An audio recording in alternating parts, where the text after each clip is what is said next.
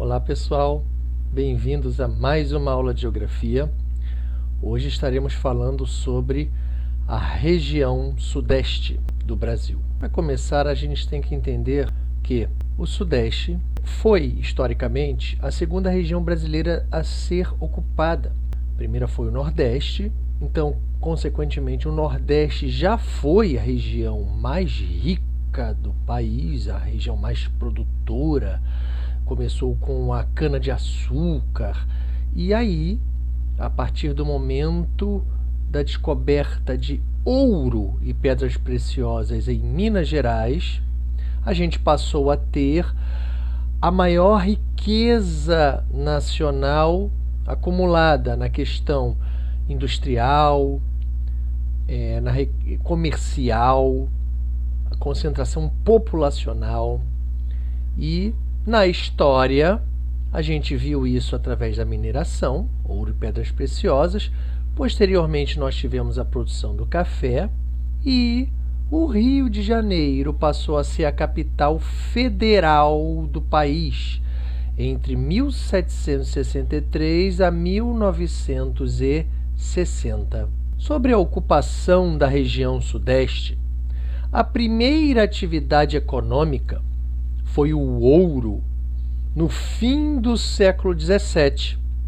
Sobre esse período do ouro, através da atividade mineradora em Minas Gerais, que foi se intensificando durante o século XVIII, a gente passou a ter várias mudanças, entre elas a transferência da capital do país de Salvador. Antes, o Nordeste era o centro produtivo do país, com a cana-de-açúcar. Os portugueses chegaram primeiramente no Nordeste, mas com o ouro, a capital do país saiu de Salvador e veio para o Rio de Janeiro em 1763, através do momento em que, mas o ouro foi descoberto lá em Minas, porém, ele precisava ser escoado para os navios e, através do porto aqui no Rio de Janeiro, outro porto lá em Paraty, a gente passou a ter o escoamento deste ouro e pedras preciosas nos navios portugueses em destino à Europa. Então, inclusive mais tarde a própria família imperial portuguesa veio pessoalmente para também administrar esse escoamento do ouro. A mão de obra principal nesse processo era a escrava, concentrando os africanos que trabalhavam nas minas. Aqui nesse pequeno mapa a gente vê a Estrada Real, que envolve cidades mineiras, Diamantina, Ouro Preto, Tiradentes, Sabará, e também cidade paulista, Guaratinguetá, e as cidades fluminenses, Petrópolis, Paraty e Rio de Janeiro.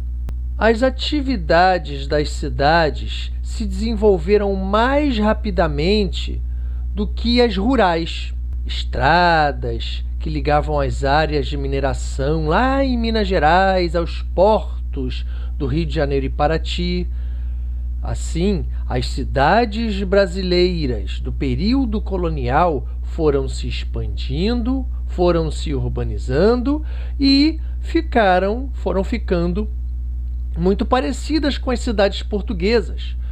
Aqui nós vemos logo abaixo tipos de sobrados residenciais geminados, um juntinho do outro. E até hoje eles se mantêm muito próximos da sua originalidade, com cidades, por exemplo, como Ouro Preto e Tiradentes, através dos tombamentos, viraram patrimônios nacionais. Sobre o período do café, a partir do momento em que houve um esgotamento das minas de ouro, consequentemente sucumbiu a extração de ouro e pedras preciosas, a gente passou a ter o ciclo do café. O café passou a ser o carro-chefe, o principal produto comercializado pelo Brasil. E aí a gente passou a ter isso a partir da segunda metade do século XIX, chegando até o início do século XX, onde esta atividade também entrou em decadência por dois fatores. Um fator foi a crise mundial de 1929 e o outro fator também foram os preços do café, que baixaram demais no mundo porque outras partes também começaram a plantar café, como por exemplo as colônias africanas. Os cafezais eram áreas produtoras em fazendas localizadas no Vale do Rio Paraíba do Sul, ou seja, Vale do Paraíba, e as mulas transportavam o café lá do Vale do Paraíba até a região portuária do Rio de Janeiro, para que fosse também, assim como o ouro, só que o ouro era lá de Minas Gerais, o café já vinha do Vale do Rio Paraíba do Sul, Vale do Paraíba, que aí também tinha o mesmo destino, o escoamento nos navios dos portos cariocas, muitas vezes também portos paulistas, para ser comercializado mundialmente. Isso através de um caminho que descia a Serra do Mar. Durante o século XIX, os cafezais foram para o interior de São Paulo. Especificamente no século XX, isso se expandiu ainda mais para o oeste paulista e até o norte do Paraná, colocando o Brasil no posto de maior produtor exportador mundial de café, título que ocupa até hoje.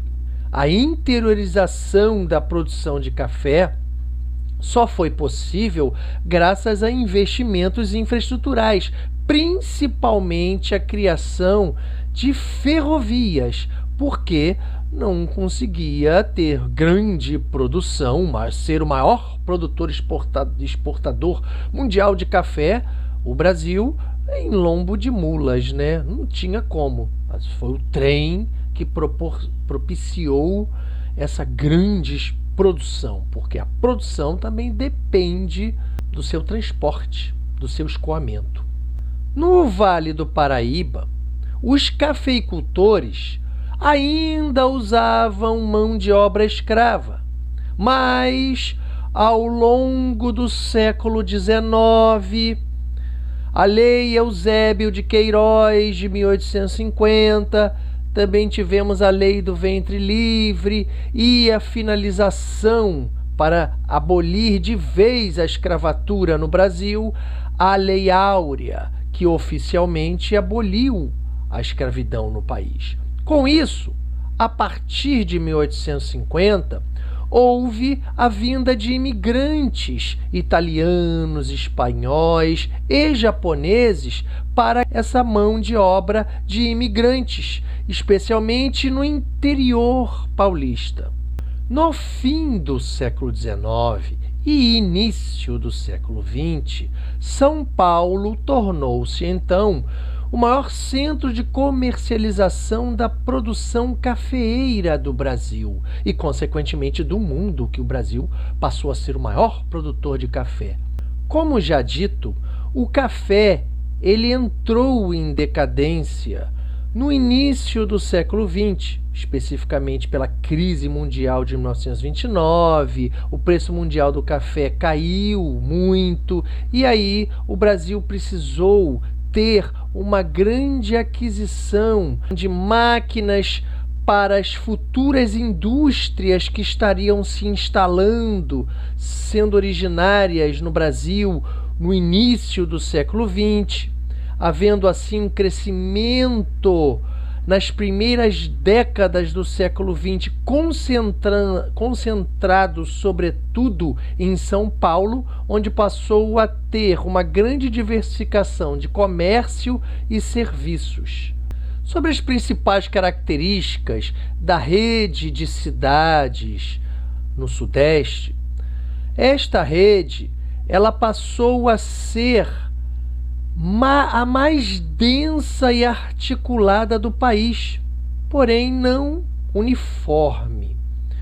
A gente passou a ter, especialmente, o sudeste de São Paulo, o sudoeste do Rio de Janeiro e o sul de Minas Gerais como as principais regiões que passou a concentrar as produções industriais e agroindustriais. E, dentre as cidades com maior capacidade econômica, as maiores regiões metropolitanas, a gente passou a ter as principais, as duas, São Paulo e Rio de Janeiro.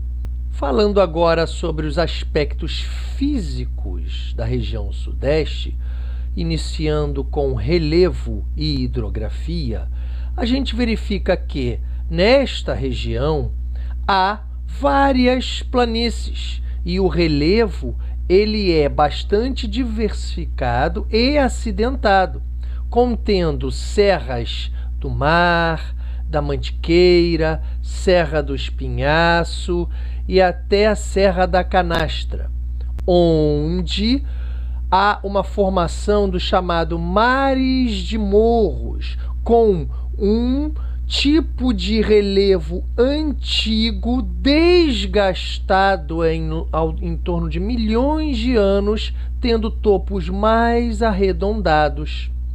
Esse conjunto chama-se Planalto Atlântico. Há grande densidade de rios. Observando aqui neste mapa, a gente consegue verificar a presença da Serra do Espinhaço, a Serra da Mantiqueira, a Serra do Mar, bem próxima ao litoral, e a Serra da Canastra. A gente verifica aqui o Rio São Francisco, que ele nasce na Serra da Canastra, em Minas Gerais. Ele vai percorrer o Nordeste tão sofrido, tão seco, fundamental para a economia nordestina, mas o velho Chico, o Rio São Francisco, nasce no Sudeste, na Serra da Canastra, Minas Gerais.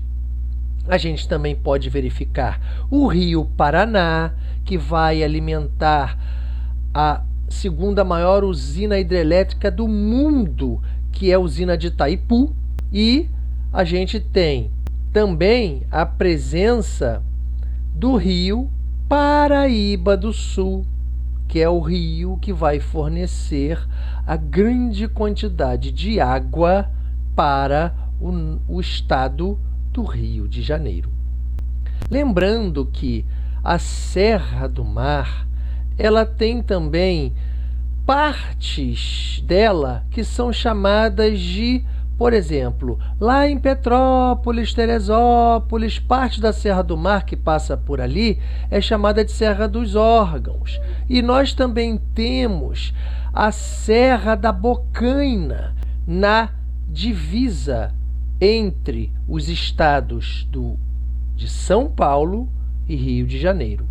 A faixa litorânea é ocupada por planícies e a Serra do Mar, ficando muito próxima do oceano, faz com que haja uma estreita planície litorânea, beirando a Serra do Mar. Como já disse, as serras do Espinhaço, do Mar, da Mantiqueira e da Canastra formam os divisores de águas das grandes bacias hidrográficas da região Sudeste. Também verificamos bacias secundárias, com destaque entre os rios Paraíba do Sul, Doce e Jequitinhonha. Aqui a gente verifica neste mapa a bacia do Paraná, em rosa, vamos chamar de rosa, ou um lilás mais claro. A bacia do São Francisco, vamos chamar de um lilás mais escuro.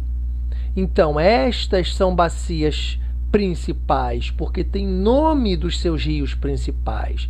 As bacias secundárias não possuem nomes atrelados a rios, porque são bacias secundárias. Aí nós temos a bacia do Atlântico Sudeste, em verde, que pega boa parte do litoral do Sudeste, e a gente tem a subbacia do Atlântico Leste, em amarelo. Sobre o clima e a vegetação da região Sudeste, há grandes diferenças, grandes diversidades, principalmente pelo fato inicial de termos diferenças de altitude nesta região brasileira. Se há diferenças de altitudes, há também mudanças climáticas importantes. Quanto mais alto, mais frio vai ficando.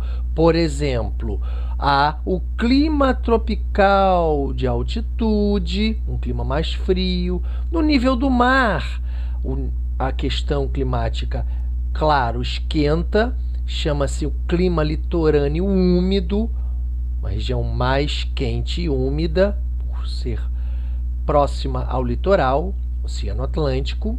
E destacando aqui as duas principais cidades, não só do Sudeste, mas do país, possuem altitudes diferentes. Enquanto o Rio de Janeiro está no nível do mar, uma região mais quente e úmida, São Paulo está entre 700 e 800 metros de altura, uma cidade muito mais fria.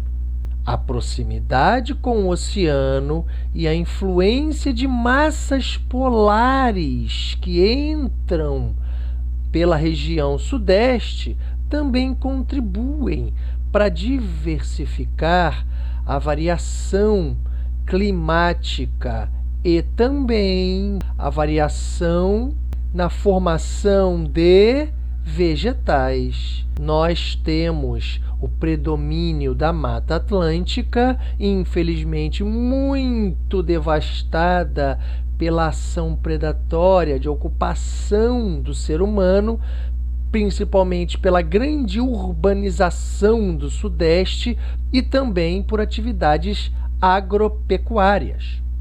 A presença do Cerrado em Minas Gerais e no norte de Minas, uma região mais seca, a gente também verifica o tipo de vegetação chamado de caatinga.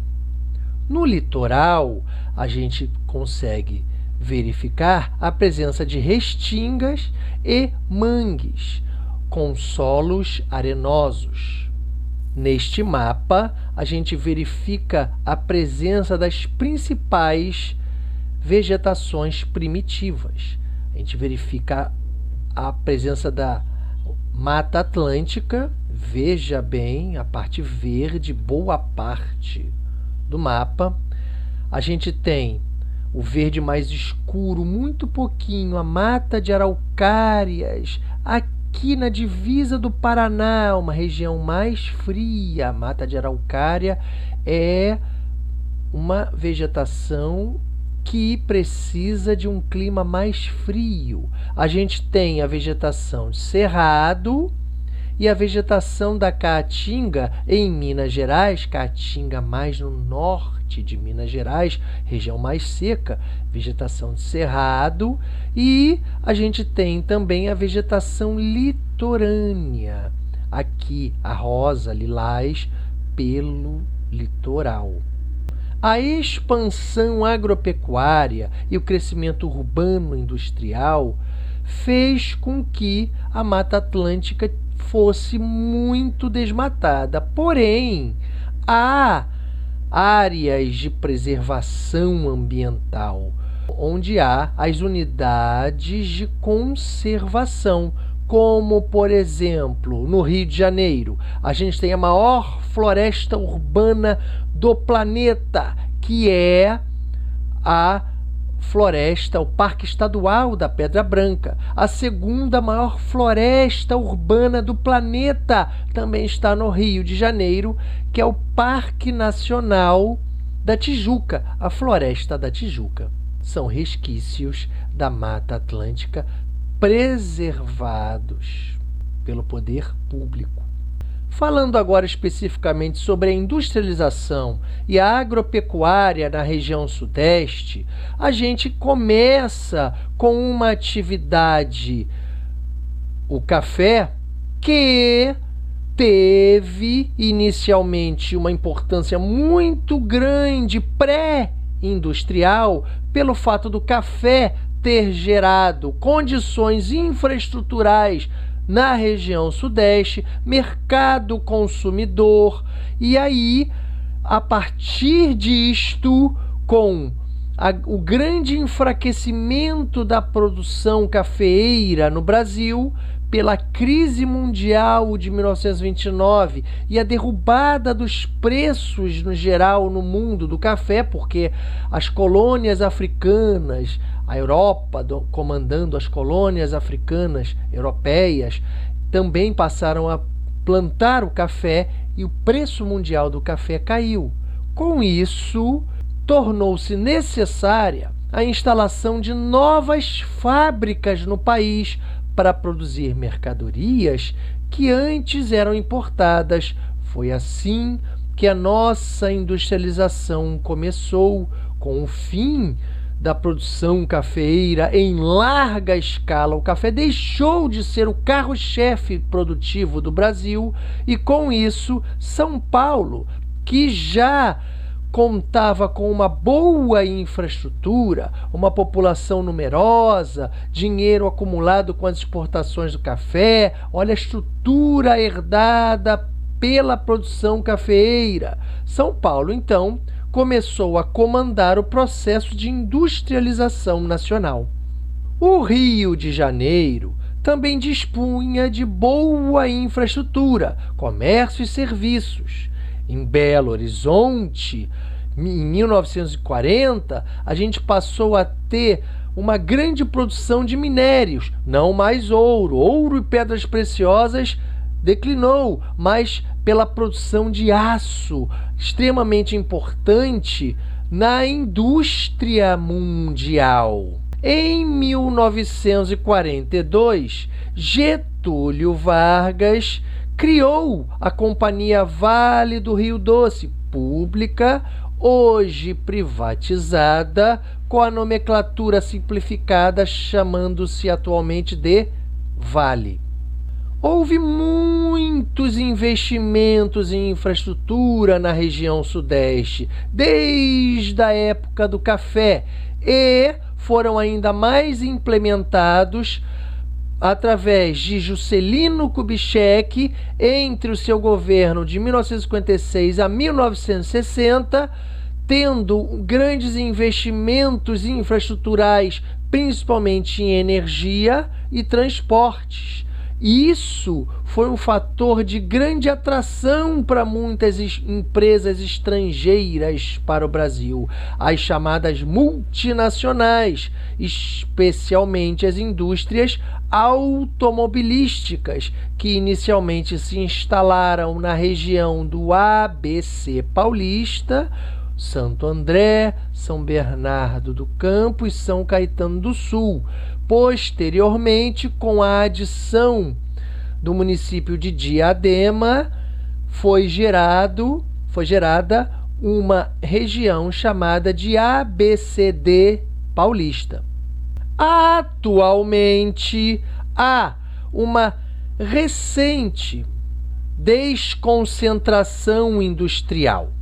Isso é um processo que veio se iniciando mais vagarosamente, mais timidamente, a partir de 1970, mas tem se intensificado muito agora, no século XX, tendo uma desconcentração a partir do entendimento onde nos grandes centros produtivos, o centro de São Paulo, o centro do Rio de Janeiro, entre outros grandes centros produtivos, a gente começa a ver problemas urbanos, a gente começa a ter grandes custos produtivos, tem violência, poluição, favelização, e aí esses problemas e esses grandes custos produtivos foram fazendo com que as empresas fossem revendo as suas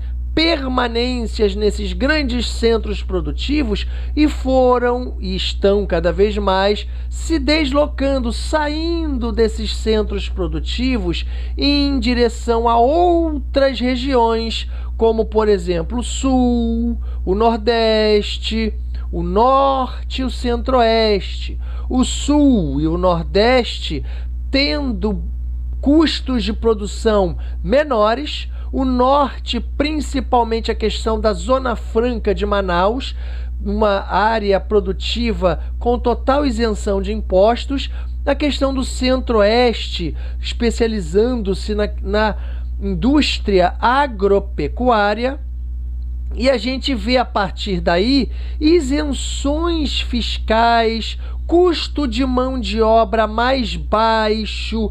Saindo desses grandes centros produtivos, os grandes empresários, as grandes indústrias começaram a correr atrás desses custos produtivos menores em outras regiões fora do Sudeste. E municípios, governos também vêm doando terrenos, indústrias, venham para o meu município, venham para o meu estado, que nós vamos lhe dar várias vantagens. Isso passou a se chamar guerra fiscal. Aonde que uma indústria se instala é vantajoso para o poder financeiro e político da região. E aí, não somente a fuga da região do Sudeste em direção a outras regiões. Também verificamos deslocamentos dentro do próprio Sudeste, onde cidades médias, um pouco mais localizadas no interior, saindo daquele grande centro urbano, estão recebendo indústrias pelo fato de investimentos em infraestrutura, especificamente transportes, energia e telecomunicações. Sobre a produção agropecuária na região Sudeste, há alta produtividade. Um fator que é preponderante é que no Sudeste há uma grande concentração populacional. 40% da população brasileira reside na região Sudeste, onde também nós temos 3 maiores regiões metropolitanas do país: São Paulo, Rio de Janeiro e Belo Horizonte, concentrando uma população majoritariamente urbana, 94% morando em cidades. Então, há uma necessidade de grande produção agrícola, onde nas cidades a gente não consegue ter essa produção. A gente vai ter essa produção mais para o interior. E São Paulo e Minas Gerais têm uma participação muito forte nessa produção agropecuária. O Rio de Janeiro já vai ser o estado com uma menor participação nessa produção, até porque o seu sítio, o sítio da cidade, ou seja, o seu terreno, a sua ocupação, ou está amplamente urbanizado ou tem um relevo bastante acidentado. Então, não há uma reunião de fatores que façam com que o Rio de Janeiro seja grande produtor agropecuário. Há vários tipos de produção agropecuária. A gente encontra no Sudeste a agricultura familiar, especialmente a agricultura orgânica. Os produtos orgânicos têm excelente aceitação, têm preços diferenciados e qualidade excepcional. Não conseguimos ter uma produção em larga escala. Então, o grande segredo da produção orgânica é a produção familiar. Também temos uma produção chamada de produção de subsistência, onde há uma produção muito menos intensa do que a agricultura familiar. A agricultura de subsistência já é uma produção voltada para a subsistência própria, para o consumo próprio. O pouco excedente é que vai para comercialização e há um menor valor comercial. A produção é extremamente baixa, a tecnologia é extremamente baixa, revelando uma maior carência dos agricultores da produção de subsistência. Também verificamos uma grande produção capaz de exportar grandes produtos agroindustriais. Os produtos que se destacam na agropecuária do Sudeste: a laranja, na questão da produção do suco concentrado, muito consumido nos Estados Unidos e Europa, região produtora São Paulo. A questão da produção da cana-de-açúcar para a produção do açúcar e do etanol combustível, além do bagaço da cana-de-açúcar, que vai gerar uma fonte combustível para as termoelétricas. Região principal produtora, São Paulo. Aí nós temos também a produção de eucalipto para a produção de papel e celulose. Aí a gente já verifica Minas Gerais. Gado para o fornecimento de carne, leite e seus derivados, laticínios. Aí nós temos Minas Gerais. Aves para o consumo de carnes e ovos já está em São Paulo. Então aqui a gente tem uma grande participação de 2 estados do Sudeste, São Paulo e Minas Gerais.